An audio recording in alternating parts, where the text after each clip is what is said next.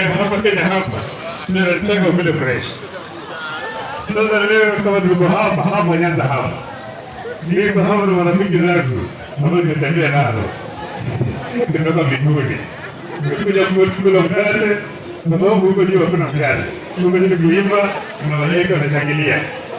Sasa nimekuja hapa. Nishiriki pamoja na wana Sundays. Nilikuwa nasema baba anasema watu wakule mkate. Watu wakule mkate ni washinde. Watu wakule resh.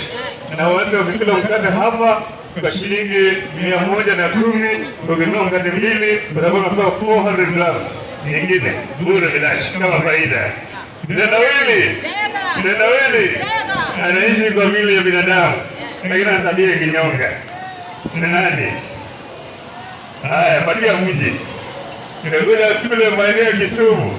Ndio Kisumu ndio kuja kusalimia nyinyi. Pokea salamu. Pokea salamu. Jibu ni nywele. Kila hapa wakija hapa ni nywele.